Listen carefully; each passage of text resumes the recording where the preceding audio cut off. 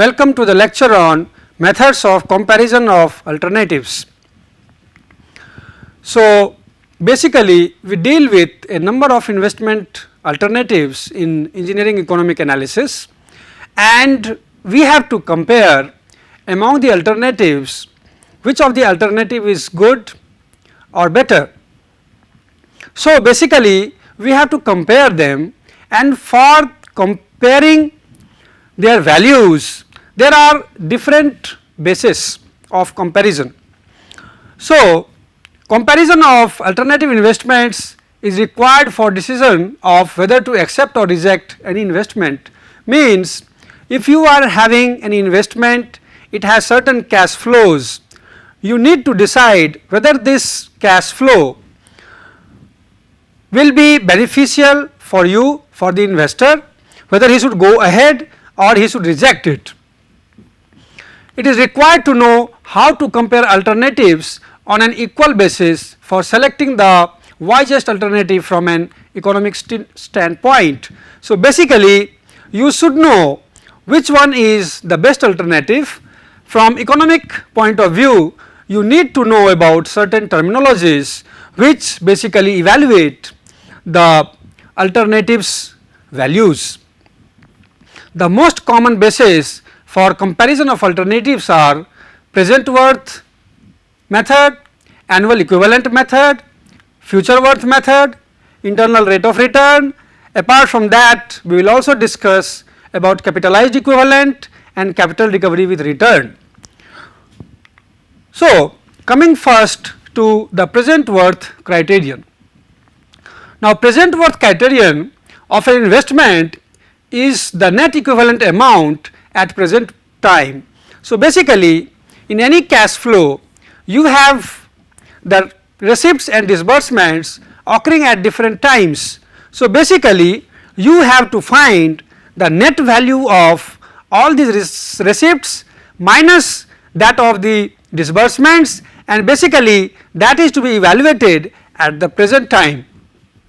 So, it represents the difference between net receipts and net disbursements made at present time for a specified interest rate. So, given a cash flow diagram, if you know the interest rate, in that case it will be net value of the receipt and the net value of disbursement, the difference between them and its value at the present time at t equal to 0 will give the present worth of that particular investment.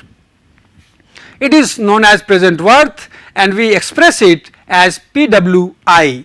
I shows that at particular rate of interest. So, if FT is the net cash flow at time t, n being the service life of the project, PWI, that is present worth of the investment, can be written as summation t equal to 0 to n FT multiplied by P by F IT.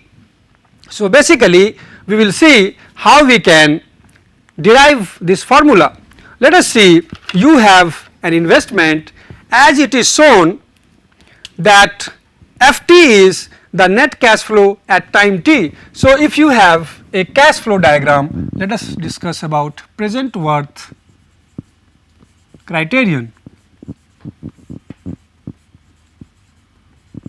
So, you deal with a cash flow diagram at different time.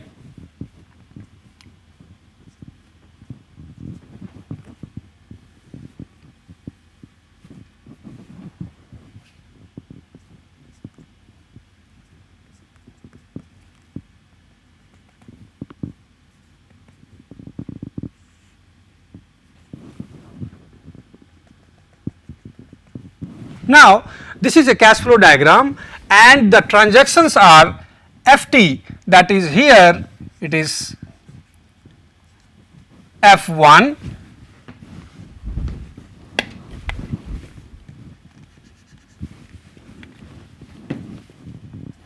here it is F0, here it may be F2, this may be F3. So, this is Ft, this is Ft plus 1, this is f n minus 1 and this is f n. So, these are the net cash flows at that particular time. So, this is the net cash flow f 1 at t equal to 1. So, that is why we see that f t is the net cash flow at time t. Now, present worth means each of these components equivalent value at this time is to be found out. So, present worth will be equal to that and the interest rate is I. So, contribution of the f 0 is f 0 itself, and you can write this as P by f I 0 plus f 1 the cash flow at time t equal to 1. This will be nothing but its equivalent value at 0 time. For that you have to multiply it with the interest factor P by f I 1. So, it will be P by f I 1. Similarly, it will go for P by f I t multiplied by f t, and then further it will go for f n multiplied by P by f I n. So, basically it is the algebraic sum of the equivalent values of all these net cash flows at the respective times, and their equivalent value is found at time t equal to 0, that is present time. So, that is why it is written as summation t equal to 0 to n f t P by f I t. So, this way you can find the present worth values. Now, the present worth value should be basically greater than or equal to 0 for the investment to be acceptable or for the investment to run. So, that is why it is written that if P w I is greater than 0, then the investment can be accepted.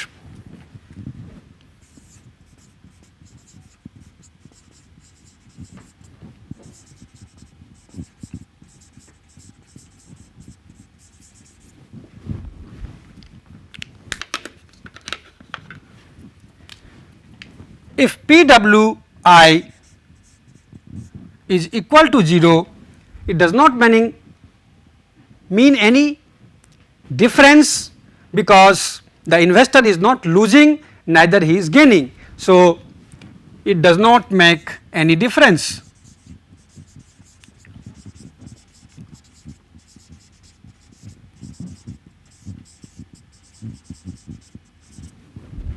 And if P w I is less than 0, in that case the investor cannot go ahead because he is at loss. So, investor won't go ahead with the project.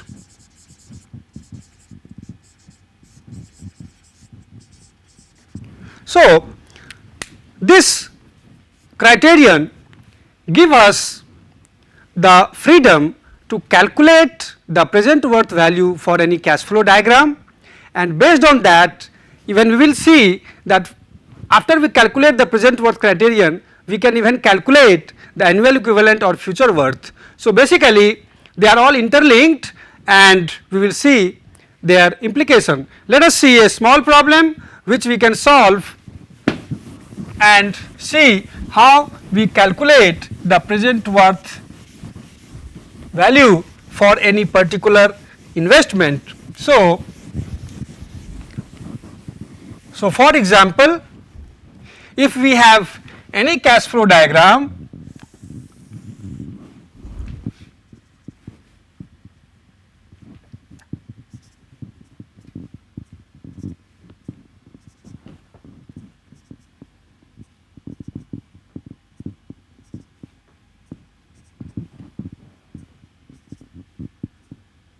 So, suppose this is a cash flow diagram where you see certain cash flows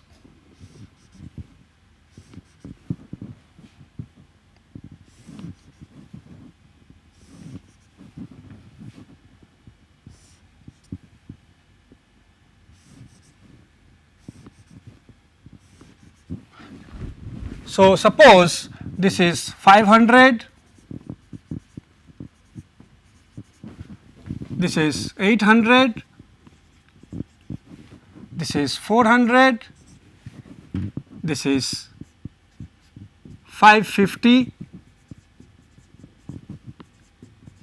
Now, if suppose you are given such a cash flow diagrams, you need to find the present worth of such investment, and for that we have already studied about the equivalence theorem. So, what we can do is for this, and if I is given as suppose 12%, in that case what we will do is we have to find the present worth of these three, then this one, then this one, and then this one. So, this will be basically subtracted, and all these in the positive side will be added. So, we can see PW12 we can write as, we have so far been acquainted with the equivalence principles. So, directly we can see this 500 we can get the P by A theorem. So, 500 multiplied by P by A 12 3. So, basically these 3 will be getting the value here, then further the two 800s. So, 800 P by A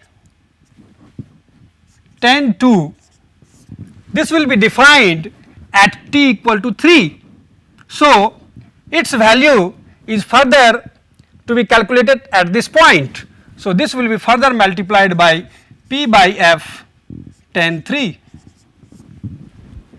Then this being on the negative side, we will subtract it, minus 400 P by F 10 6.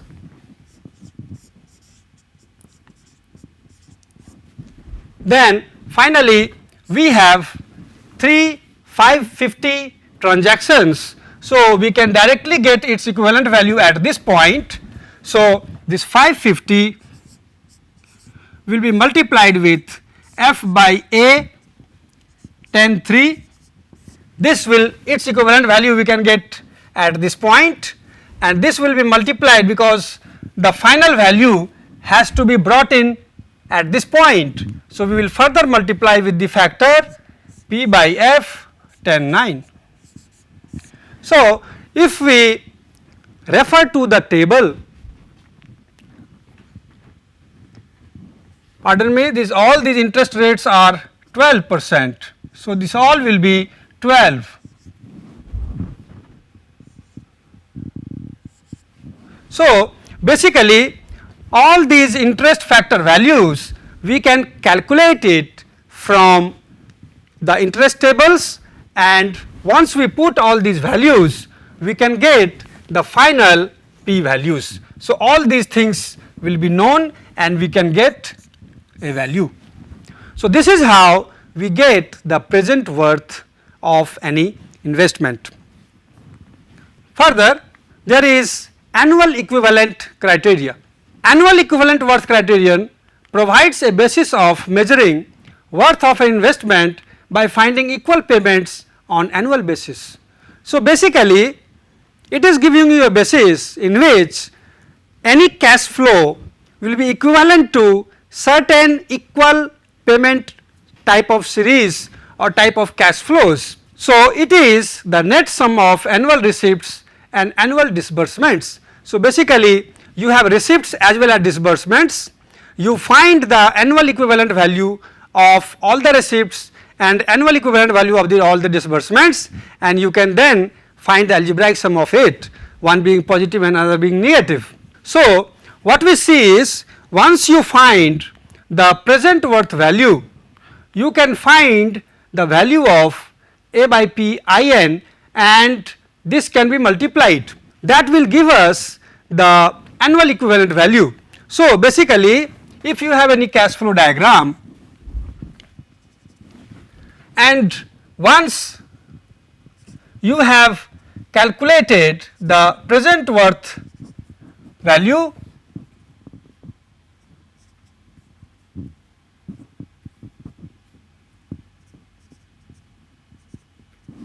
so if Ft is the cash flow at time t,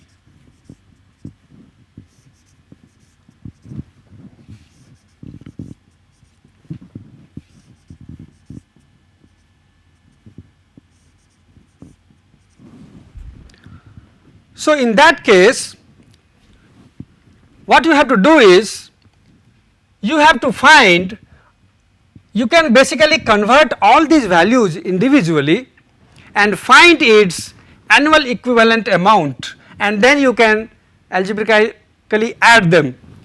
Otherwise basically we are getting the present worth component here itself, and then that component can be multiplied with the factor A by P I n. So, that is why you can see that this annual equivalent is nothing but once you get the present worth component is defined at 0 time. So, once this is multiplied with A by P I n, this factor once we multiply, this will give us basically the annual equivalent value.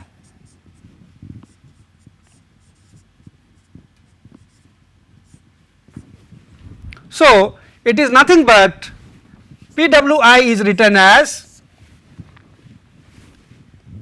t equal to 0 to n Ft 1 plus I minus t, and then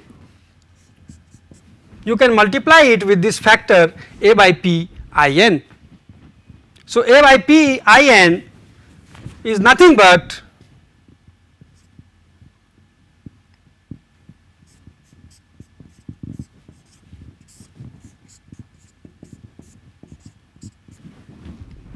so if this factor is calculated, this is to be multiplied with this factor and you get the annual equivalent value. Same as the present worth criterion, this condition holds good also here, where it can be said that if it is positive, the investment can be considered as acceptable, if it is 0 it is indifferent, and if it is negative you cannot go ahead with the investment. Also such basis is preferred in case of repeating type of cash flows. Now, let us see a particular type of cash flow which is repeating. So, if a cash flow is there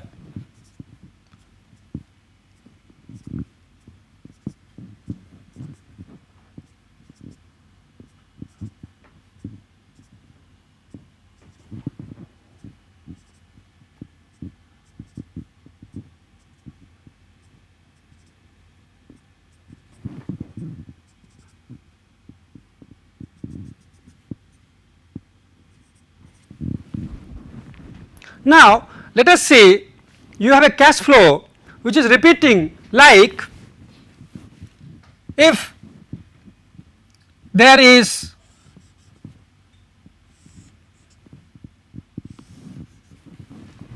like this,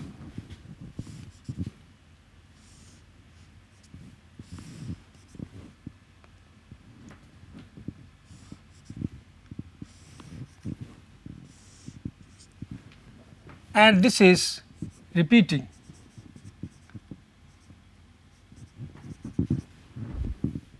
So, at this point also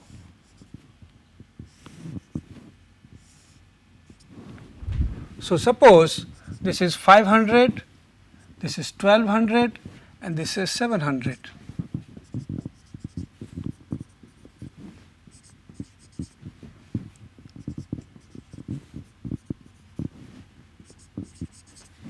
So, basically we can think of keeping it as a continuation.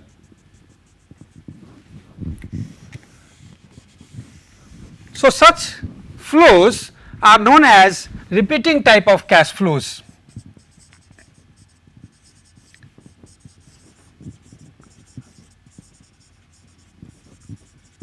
Where we see that this particular cash flow, this is repeating every time. So, in this time step it has repeated, further it has repeated here, further it has repeated here, and it goes.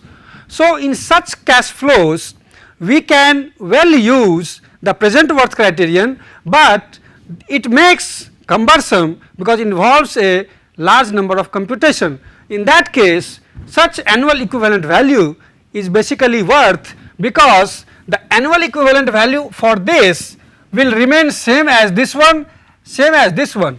So, basically to avoid these cumbersome and to avoid large amount of calculations for such repeating cash flows, annual equivalent basis of comparison is having more meaning. Next is future worth criterion. So, future worth criterion means, in this basically you find the net amount of receipts and disbursements at any future time. So, of an investment is the difference between equivalent receipts and disbursements at some point of time in future. So, basically in the first case we have got the equivalent amount at present time t equal to 0. In the second case we have got the equivalent amount as the equal annual payment, but we can also represent them in terms of an equivalent amount at the common point time in future, that is t equal to n. So, it can be found by converting present worth of the investment at some future time. So, basically once you have converted any cash flow and found its present worth, then you can directly convert it to the future time by multiplying with f by p I n. So, basically you can get the present worth value and then you can find this f by p I n. Also it can be found by this formula where f w I is t equal to 0 to n summation f t multiplied by 1 plus I raised to the power n minus t. So, basically this you can find like this: you have an investment